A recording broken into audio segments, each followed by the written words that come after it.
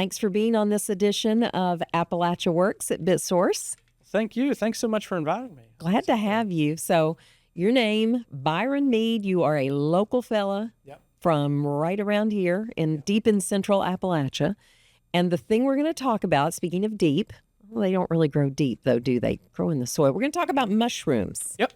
I think this is so interesting. And let me start out by telling you I have a bias. Okay. I've been vegetarian for about 15 years. So mushrooms are really important to me. Absolutely. They're very meaty. Yes. And remind me of meat that I used to eat. But I know there's so many more applications. Let's just start by letting everybody know, too, you're with UPike, University of Pikeville. Yeah, I am. Okay. And you're an assistant professor of biology. Yep. Okay. So let's just jump into this. What about mushrooms? What about mushrooms? Yeah, what about mushrooms? To get to the why mushrooms part, we have to go back a little bit before mushrooms. During my time at UPike, I was trained as a botanist. Okay. And I've always been interested in anthropology, human cultures. And so as a botanist, my focus was really on how do peoples around the world use plants, from medicine to textiles to industry, everything in between. And what I found was there's a lot of what we call ethnobotanists, lots of people doing botany. It was pretty well worked over. Mm-hmm. And so this is my hillbillies going to show here. One fall morning, rather, it was kind of rainy, and my family has an annual squirrel hunt. Mm-hmm. And on this hunt... Oh, yeah, you are showing your hillbilly. Oh, absolutely. That's a good thing. Yeah. No, I'm proud of it. Yeah. Good. Proud of hillbilly. So I'm on this ridge line in Lawrence County, Kentucky, and it's been raining all morning, so there's no squirrels out. And I'm sitting there, early fall, and I'm pretty comfortable with all the plants. Like, I'm looking around, and nothing's foreign to me. Like, I know the trees, I know the plants, I know the insects, I know the birds. I know most living things there, but then I look around, and there's a red mushroom, and then there's a blue mushroom, and there's a yellow mushroom. There's mushrooms that pop up like pieces of ocean coral, and ones that are flat, and ones that puff when you poke them, and I didn't know any of them. None of them. So I stopped squirrel hunting, and I started taking all these pictures with my phone. And I started sending those pictures off to people. And by the way, the squirrels thanked you for that. Yeah. Okay. It was a good day for the squirrels. And so I started sending these pictures off, and nobody knew. I sent them to colleagues, mentors at the time at UPike. Nobody knew what they were. So I sent them to folks at UK. Nobody knew what they were. So I went to WVU. Nobody knew. I went to Ohio State. Nobody knew. I started sending them anywhere I could, and nobody knew what these were. Mysterious mushrooms. Yeah, and sometimes they would get pretty close. And so I was like, well, clearly there's a need right here for all these mushrooms. And I'm talking hundreds of different mushrooms just that one day that I see. And so that really started it. So as a botanist, I went to what we call the gateway plant, which is lichens, the little stuff that grows on the side of trees. It's technically a fungus. And so it's this bridge between the study of botany plants and then the study of fungi, mycology. So I went to that, and then I got my foot in the door. And then from there, a lot of my graduate work was actually in fungi that turn insects into zombies. They mind control them. It's really weird. We don't really understand how it works. And then... Cordyceps. Yeah, absolutely. Cordyceps. And so I have several cordyceps sitting in my office that don't even have names. Which is actually pretty common. We find new species to science just about every semester. And from there, we started seeing COVID show up, food shortages show up, and I was like, okay, here's something that we can grow in the mountains that, we're not trying to fit a square peg in a round hole. We can use what we have. And so I went all in on cultivating mushrooms. Specialty mushrooms, not the little white button mushrooms. We're talking oyster mushrooms and lion's manes and cordyceps, more of the gourmet side and the medicinal side. And so I remember I went and set up a meeting with the president of UPike. This is one of the good things about UPike is you can do that. Yes. Right. And so I remember I walked into the president's office and I said, I want to go after a USDA grant to grow mushrooms in coal mines. Did he say what? Well, he said, I think that's a great idea. Oh, good. Okay. And it's been a boulder rolling down a hill ever since then. Right. And so that brings us to kind of what I do now. And it's we specialize in growing and creating new varieties of mushrooms, like heirloom varieties of crops that grow underground. Fascinating. Yeah. And you know what? We got the squirrels and the rain to thank for this, right? Yeah, the squirrels. It's your origin story. Yes. So tell me, what are you doing that now? You're growing mushrooms in coal mines. Yeah. Okay. Yeah, we so from that grant, that was the first grant that UPike had received from the United States Department of Agriculture to look at growing anything. It was the first USDA grant, period. And so, yeah, we grow mushrooms in mines all over the world, actually. Okay. So we have partners now out on the West Coast, in Europe, in Australia, here local. And what we do is we'll put out sensors and other devices inside the mines, and then we actually have chambers back on campus that we can calibrate and make them identical to a mine. Okay. And so once I have the sensor out in the mine, my students can be remote, and then they can work in that mine-like environment. Because really what we need is the temperature and the humidity and the airflow, and we can control all of that. So is the climate of a mine typically the perfect place to grow a mushroom? Almost perfect. Okay. So mushrooms need a couple of things. They need stable humidity, preferably high humidity. And most of the mines we've been in, they're anywhere from 85% to 100% humidity because it's so cold. So they need that. They need relatively good airflow, which if you're in a mine, chances are you probably have ventilation, right? So it works well. And you need really a stable temperature. And so the mine checks all those boxes, right? And the interesting thing here is the biggest cost associated with growing mushrooms is actually the heating and cooling, because fungi are actually closer to animals than they are to plants. And so they breathe in oxygen and they breathe out CO2 like we do, and they create a lot of heat. So if you have these in a building somewhere, you're going to have to heat it or you're going to have to cool it, but you need to keep it stable. But in a mine? In a mine, you don't have to do that. It does it already. Yeah. And they don't need any fancy lights. They really just need enough light to know which way is up. That's how they kind of right themselves. They don't use light like a plant. So a single light bulb in there is all they need. You don't need fancy high-tech lights. So you can be as low-tech or as high-tech as you want. So my mind is blown, because I thought that you were growing mushrooms locally. Had no idea you were growing them all over the place. Yeah. But it's centralized right here in Pikeville, Kentucky. Absolutely. That's fascinating. Yeah. Now, these mushrooms that you're growing, is this just to study them? What are you doing with them? Well, we do a lot of things with them right now. The first is we have what we call in the lab, we have a living library. So we want to develop Appalachian mushrooms. So a lot of the mushrooms that you see other mushroom farms grow, they're buying the spawn or the strain from a commercial supplier that could be anywhere in the world. And those work, but what we're really interested in is, can we find good Appalachian mushrooms and keep their genetics on hand? It's like finding a really good heirloom tomato in the wild, and then you collect the seeds, right?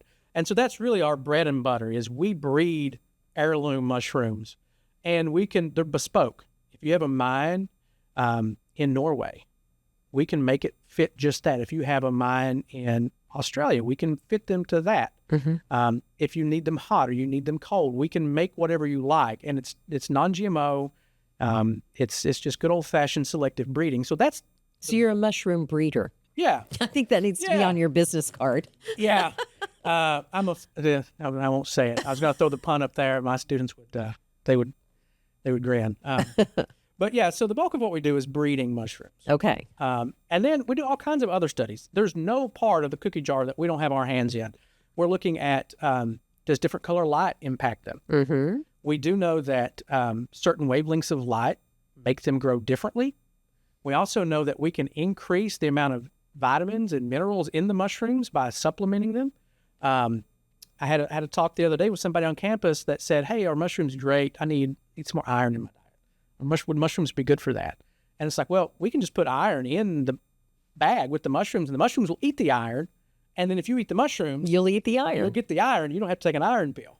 Wow. If you need more vitamin D, all we have to do is shine brighter lights, and they'll pigment like we do, and then you get more vitamin D. So we can actually give you fortified foods without having to modify them genetically. We can just modify the growing conditions and give you exactly what you need.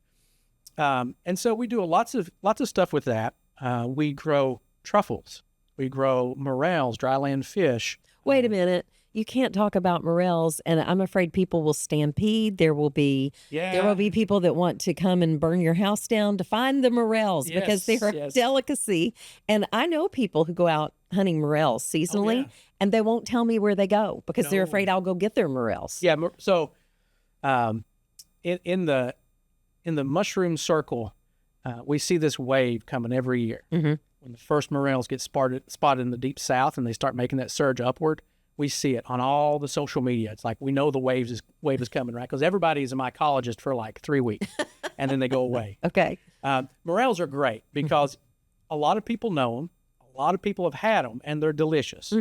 And for years, actually, I can remember sitting in my freshman science class at then Pikeville College, and I can remember a PowerPoint slide that a professor put up that was a morel, and he made a joke in passing. It's like, if anybody figures out how to grow this, send me an email and we'll become millionaires. And so just 2 springs ago, I sent this professor a picture and I said, by the way, we can grow them. Was he impressed? Oh, yeah. Okay, good. He should be. He got a good laugh out of it. And so it's one of those things that's like, we can grow those now. We can grow them indoors. We can grow them outdoors. You don't have to necessarily hide your coveted morel spot. You can just grow them if you want. But for years, it was this myth that they can't be grown. They can. It's just nobody has done work in this field until about the last 15 years ago. So it's like you got into the wild, wild west. You know, this world of mushrooms there were no laws or rules or boundaries, and you're just out there trailblazing. Yeah, in a lot of ways, I always tell students, like, if you want to make an impact on the scientific community really fast, mycology is great because it really is. It's like going back 200 years ago and being on an exploration vessel. I teach a class every fall called Mushrooms and Molds, and every fall we find anywhere from 5 to 10 new species, never been seen before or never been identified before. Right? They don't even have names, and so it literally is everything that we're looking at. No one has looked at it before. Or at least nobody has looked at it to any capacity. Well, take it from an Appalachian to grab a hold of something like that and go, I'm just going to figure all this out. Yeah. And you're still finding new things, so this could go on forever, right? Oh, yeah. Yeah, we, in terms of a scientific field, we're 1,000 years behind. Wow. I'll never see the light at the end of the tunnel in my life. Probably not in the next 50. We don't even know how many mushrooms there are. Yeah. We can, if you ask experts, some will say 250,000, some say 25 million. They're just guessing. They're guessing. We have no idea. There's way more. When I go out in the field and the students are like, what is this thing? I have no idea. What do you mean you don't know? I'm like, come on, nobody knows. We're learning. I'm thinking you're the Captain Kirk of mushrooms. You're boldly going where no man has gone before. Exactly. I think that's fantastic. Yeah. I mean, who knew that it was such an unknown world? It really is. And like, if you like to learn things, and I tell my students this a lot, I can't teach you, right? And I know a lot of, it's odd coming from a professor, right? I can't teach you. What I can do is put you in an environment where you're just immersed in curiosity, and hopefully that pushes you to learn. But I'm surrounding you in a world that nobody knows what's going on. I don't know what's going on. The next expert doesn't know what's going on. We have some general ideas, but I mean, we're seeing such rapid change, and it's never been more accessible than it is now. You don't need giant labs and hundreds of people. One person can make a big impact. So it really is kind of the age of exploration for this field. Yeah, this is fascinating. Yeah. All right, well, let's come back with me just for a minute. Yeah. This is all happening. I'm picturing this like tentacles all over the world of mushrooms being grown in these environments. Yeah. And I said, are you just doing it to study them? You said we're kind of breeding them. Yeah. So let's go back to that. What else can we do with them? What are you doing with them? Where are we headed? Okay, so we can do a lot of stuff besides just eat them. Because that's what I want to do. I just want to eat them. Sure. Okay. And which is a fair thing. Yeah. So we grow a lot of ones that you can just eat. Mm-hmm. We grow some that are medicinal, like reishi, that are immunomodulators. So we grow some that are medicinal. We grow the cordyceps.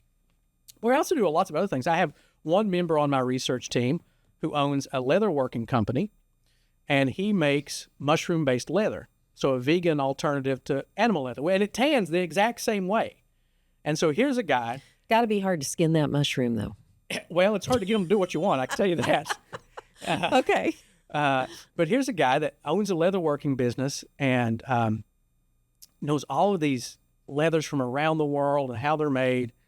And he came to me and I was like, you can make leather out of this. And he was like, oh, can you? He joined my lab for another research project. And I was like, would this be something you're interested in? And he was like, absolutely. Mm-hmm. I was like, I want you to work on that. That's your project now, is let's make mushroom leather. Lots of countries now are making mushroom packaging. It's biodegradable. Mm-hmm. You can 3D mold it like styrofoam, and it biodegrades in ocean water in 7 days. So instead of styrofoam making it into the ocean, this packaging, if it gets to the ocean, just goes away in 7 days. No plastics. No plastic. Mushrooms can eat plastic. We actually have projects where we look at feeding plastics to mushrooms and developing strains that eat certain metals or hydrocarbons like oils or plastics, so you can use them for reclamation. We have groups. I have a couple of students that are looking at space applications, making these gels. I can remember a couple of years ago, a colleague and I were sitting at a conference, and the PI who's in charge of the Mars exploration was given this conference about how if they're going to put astronauts on Mars, they're using mushroom houses. Okay. You need a house on Mars before the astronaut gets there, because you can't build it once you're there, right? It needs to be waiting for you.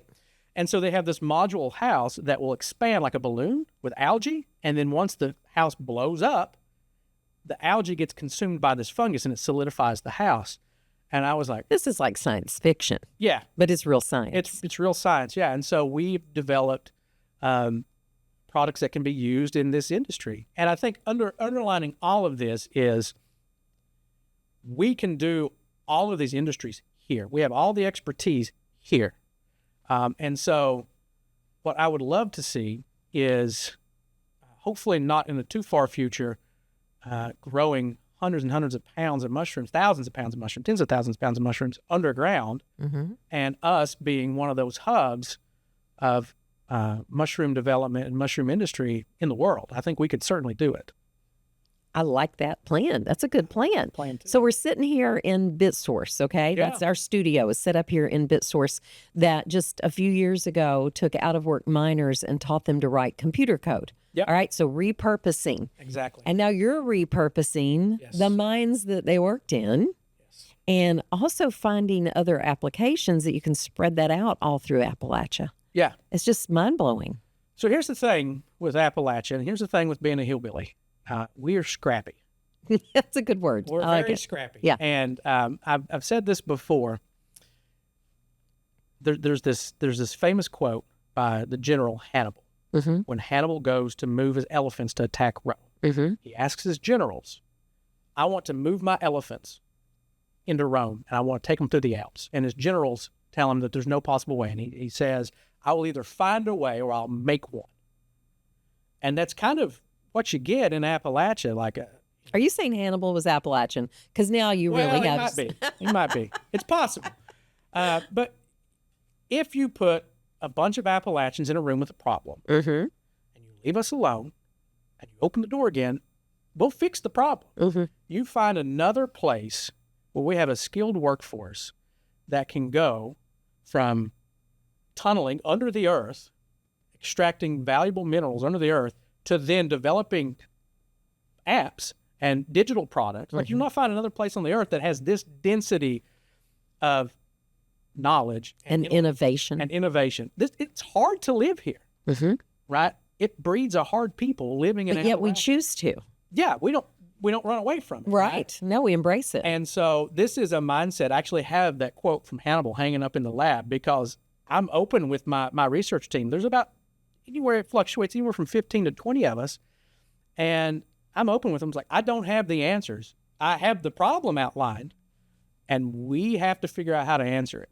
And so a lot of the stuff we built has been, we done the plumbing, we done the electrical, we done the programming, we done everything from the ground up because there's no manual for it. Yeah. And I think, well, you're writing the manual as you go. yeah, we're writing it as we move along. Yeah.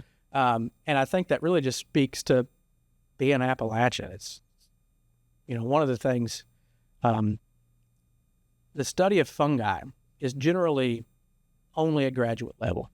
If you try to find another mushrooms and molds course, very few places in the country have them that are below the graduate level. And I don't think it's necessarily because the material is hard. I think it's just because there's no handbook and people don't want to have to write it. Yeah. And then you look at us and it's like, well, we'll just write it as we go along because we really don't know any other way. We've been doing it for 200 years. Right.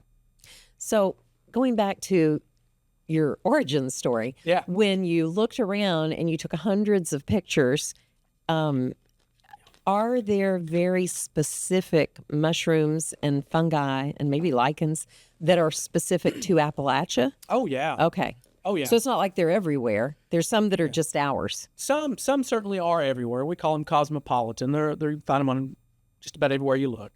And some are really hyper-specific. Some are really specific to just the Appalachian Mountains. Some of them are really specific to just here. I mean, I've got one log that's at the Breaks Interstate Park that at least twice a year I have an expert out of Ohio State and an expert out of Oregon State that will text me and say, hey, or email me rather, and say, hey, check the log, because it's the only place in the world where these certain fungi are found. And they want me to go look for them. So we have some that are really have never been spotted anywhere else in the world but here, and I have a long list of those. I have one that the only other place it was ever spotted was in the Borneo rainforest. Well, we got a lot in common with Borneo, right? I was like, this can't be the right thing. It was. It's just... that's fascinating. Though. Yeah. See, we get some weird outliers. If only they could tell us. How'd you get here? Yeah, right? It's like, why have we only seen this pop up twice, and why is it... Right. And when I found it, it was actually in the fall, and it was during about a 3-week span where it was oppressively hot and humid. So very much like a rainforest, and it just happened to pop out. I was like, so is this thing always here? Just waiting on the right condition. Yeah. Oh, that's so honestly, it's I feel like you could be a what's the word I'm looking for? Not a prophet or an acolyte, but you're the voice crying out in the wilderness about this entire world of study. Oh, yeah. That has so many applications. Like we could do an entire episode talking about the medicinal applications. Yeah. Because I don't know anything. Again, I just want to eat them. So I don't know anything about that. You could tell me all about that. It'd probably take us a while. I'm trying to build up the fungi always. Students that take my mushrooms and molds class, the one thing I want them to get out of it is to realize at the end to develop an appreciation for the fungi. Like if you drank coffee this morning, a fungus had to ferment that coffee. If you like chocolate or bread or soybeans or pepperoni or cheeses, yogurts, there's fungus involved with it. If you wear blue jeans that are whitewashed, that's a fungus. If you get citric acid from something, it doesn't come from citrus fruits. It comes from a fungus in a big steel vat. Most plants on the most green things you look at on the planet have to have a fungus in the soil or they won't grow. So every time you breathe in, from the time you leave your mother's womb, your first breath is filled with spores. So we're around them our entire life, from birth till death. And then when we die, they're there too. So like we never escape them. And it's just this hidden world that nobody looks at, in a large part because education has been so afraid of making the manual.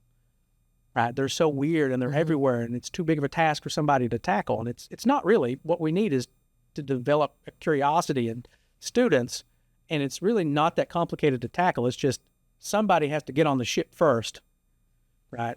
How do you decide, though, with this much in front of you, how do you decide where your focus is? So this question comes up a lot. It's like, how do you have time? The big thing is all of my projects have the same underlying foundation. It's all the same rough science in mycology. And I have a great team. I've got, like I said, a team of anywhere from 15 to 20 students. They're all paid researchers. I have a full-time lab manager as a staff. And I'm not afraid to ask for more help. Any of my grants that I get, I always roll in competitive wages for students. Actually, I look at the national, so there's these things called research experiences, and it's usually for sending students out of the area to go get these experiences, and they pay well. And in all of my grants that I write those in the exact same pay. That way, it should never be a financial decision on whether or not you want to stay and study these things. It should be a passion choice. And then it's just cross-training, right? All the projects all have the same basic foundation, and then all the offshoots are kind of led by senior researchers that's their pet project, right? So we pull all of our efforts, and we work together as a team, and it's an immense amount of work. But I once heard a chemistry professor who was been a mentor. Somebody said, I've got a lot of work to do today. And he laughed and he said, oh, that's what you call it, work. He was meaning passion, right? And so to me, it's like, it's not work. I don't get tired of it. I don't slow down. It's just kind of, I feel like what I was put here to do. Do you feel like you're the Magellan of mushrooms? No. No, there's lots of other mycologists that are fantastic. I think the cool thing about this field is a lot of the recent advancements come from what we call citizen scientists that have no formal education in the sciences. You mentioned that earlier. You said you don't have to be in school. You don't have to have a degree. How can an average person get started?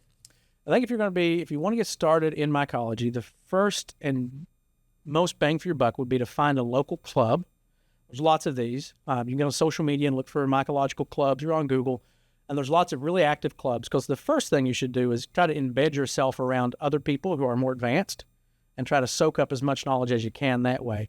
And then it's just legwork, just reading, right? Voracious reading. Or go squirrel hunting. Yeah, go squirrel hunting. Yeah.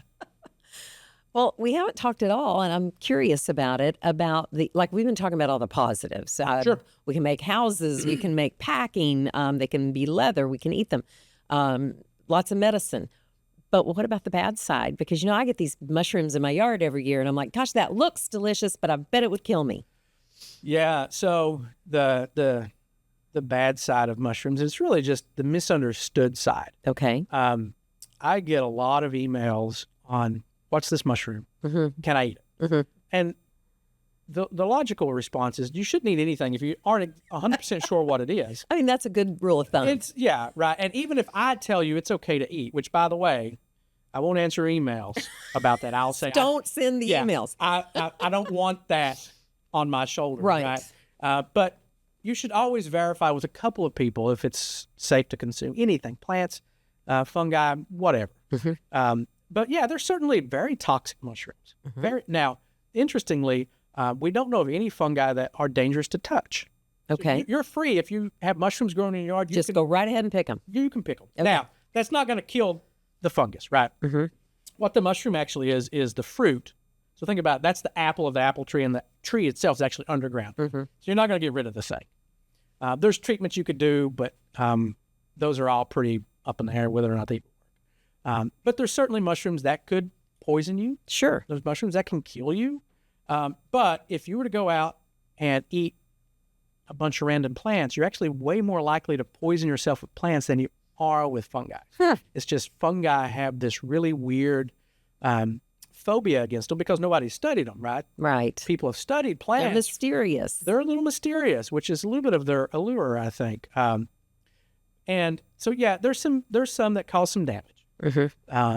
There's parasitic fungi that want to eat your trees. Right, I have a couple trees in my yard, maple trees that I've watched kind of wither and deteriorate over the past couple of years that now need to be cut. It's a fungus that's eating them, right? And there's fungi that infect us, athlete's foot, right? Ringworm, thrush in your mouth. Babies get thrush all the time, right? All of those things, not great for us. So they're there, and I think part of the education is realizing the good from the bad. And even some of the bad, right, is there's opportunity there to utilize them. So the species that are attacking my maple trees, they're really good at breaking down dead wood. So if I have a bunch of stuff I need broken down somewhere, they're good at doing that. It's just in some applications I may not want that. Like, I don't want them to eat my maple trees in my yard. But please eat the dead trees, not the ones that are still living. Got it. If you had a bunch of power lines that you cut, or cut a bunch of right-of-ways for power lines, instead of having to haul all that out, wouldn't it be nice to just sprinkle some dust on it, the fungus, and it just eats that for you? Yeah. So there's lots of applications there too. But so it's a double-edged sword. It's like two sides of the coin. Yeah. It might do things that are harmful, but you got to figure out how to harness it and use it the right way. Exactly. And no fungus is out there trying to get you. Right? There's some scares recently on the news about some health fungus, that's some outbreaks, and those things are all, you need to be aware of them. But there's precautions you can take to combat that. But it's not this boogeyman. It's not a monster under your bed. It's just, it feels like that because nobody's talking about it. There's no education. And again, it's kind of all part of the scheme. It's all part of the natural order of things. Oh, yeah. Right? Yeah. So fungi have this remarkable ability. And in school, what you'll hear is mushrooms are the great decomposers. That's one of the things that they do, and it's fantastic. Because if you use the example of a tree, like you have this big majestic oak tree, and that oak tree is 100 years old. So every day and night for 100 years, that oak tree has been pulling out magnesium and copper and sulfur and carbon and nitrogen. It's been pulling all this stuff up out of the soil. When that tree dies, if something isn't there to unlock the cells, everything it pulled out for its lifespan is just gone. And so without the decomposers there, life on Earth would stop. We would run out of available nutrients within a year. So the cycle's got to keep turning. That cycle, it is, it's very, very important that keeps going. Wow. Your passion really shows for this. And anytime you're talking to somebody about something they're passionate about, it's engaging. It's like, tell me more. I want to know more about this. I got a little touch of that nerd too, because I find it fascinating. Good. That's the trick, right? Is if you're interested in something, it's easy to pursue it. So is there a market out there, or have you gone to that level with this? Oh, yeah. Tell me about that. Okay. So the first statistic I want to give you is the World Health Organization published a paper a couple of years ago that said by the year 2050, from the year 2050 to 2051, so that 1 year span, humanity has to grow more food than we did for the rest of human history. Wow. So in 1 year, we got to grow more food than we ever have combined, or millions of people are going to starve. Now, and then from 2051 to 2052, we have to do it again, including the previous year, right? So it's really a matter of, you have to grow more food. Like, all food systems need to get better. Every system needs to get way better. We're going to have a problem very soon. And mushrooms are great at that. I mean, you can make, one of our chambers is a 10-foot by 10-foot tent, a 10-foot by 10-foot by 10-foot, so it's a cube. And we can grow anywhere from, depending on the variety, 150 to 300 pounds a week. A week? A week. With a 21-day turnaround time between crop cycles. Okay. So something like hydroponic lettuce is more like 60 to 80 days. By the time you take it to seed to harvest, every 21 to 24 days we're harvesting. And we don't have to have seeds because we can just clone them. So they're fantastic from an economic perspective. I have about $1.50 per bag, and I'm getting about $40 per bag back out. So they're great from that perspective. That's a great market. Yeah, it's a great market. Now, and that's for some of our mid-tier mushrooms. Lots of consumer studies come out and economic reports come out that show the mushroom industry as a whole is expected to have about a 9.5 to 9.8 compound annual growth rate for the next 20 years, every year for the next 20 years. A lot of that is white button mushrooms, which we don't grow any white button mushrooms. That's a totally different process. Do you need to? I don't think so. Because there's already a lot of them out there, right? There's already, I don't want to reinvent the wheel, right? I don't think that we get a lot of traction doing something that's already been done. Right. So we focus on just solely specialty crops, specialty mushrooms. So the bulk of that compound annual growth rate is actually in the specialty mushroom market. So we're talking about tens of billions of dollars coming into the market in the next 20 years. And and most of that is specialty mushrooms. So there's a fantastic market for that there, combined with the fact that we have, remember, in a 10 by 10 cube, I can grow up to 300 pounds a week. Now you extrapolate that to 100 miles underground with a workforce that's already trained to be there and the hauling logistics to move it. I'm still trying to wrap my head around 300 pounds a week because mushrooms don't weigh a whole lot. Oh, they get big. Yeah, but are they heavy? So kind of like a 300 pounds of mushrooms is a lot of mushrooms. Yeah, we can get anywhere from 3 to 5 pounds per block. So we like to have anywhere from 75 to 100 blocks in the tin at any given time. That's if you're going to go like maximum capacity. Mm-hmm. And so they're very efficient. They can turn waste almost 1 to 1. So if you give me a pound of cardboard, I can almost hand you back a pound of mushrooms. That's crazy. So they're incredible. Yeah, we're taking waste. Okay, this may be a weird question, but why are you the only one doing this at this level? I think that there's others now that are starting to. Mm-hmm. I think that myself and UPike as an institution, we seen the need for it early. Okay. And we hit it early. And we pivoted to it really quickly. And we got a lot of momentum with some of these grants now. So we have several large grants. We have the USDA grant. We have a National Science Foundation grant. And so we have a lot of momentum there. Mm-hmm. And count the fact that we also have 15 to 20 people also working on it. We're the largest research program that I know of, single lab in the country. I'm sure. And so we have a lot of manpower on it, mm-hmm. right? So others will be working on it, I'm sure, but maybe not as vast as we are. Mm-hmm. So goals. Where are you headed from here? What do you want to achieve? Well, what I would love to see is Eastern Kentucky become a hub of this specialty mushrooms. And I think we absolutely can. We have ran mushroom blocks in mines around the world. So we've physically grown them on site. They work. Mm-hmm. We know that they work. The next step is figuring out the logistics to spring up the whole ecosystem, right? I think you get more kind of bang for your buck if you set everything up together. And so that's kind of where we're at now. It's where we continue on with all of our research thrusts.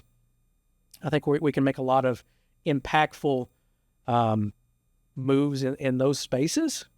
The space exploration side, the micromaterial side is a big avenue, and then continue developing mushroom strains. Right, like I said, it's kind of like developing an heirloom tomato. There's a bunch of different kinds, and usually if people grow one, they want to grow a bunch of them, right? But what I would love to see is Eastern Kentucky become that hub. I would love to see farms start up and then start selling loads and loads and loads of mushrooms, because I don't think it needs to be coming out of one particular area. And the great thing about being where we're at is you can reach 2/3 of the country in a day's drive. Yeah. Right. We talk about that all the time here because we are so centrally located and so easy now to get things in and out.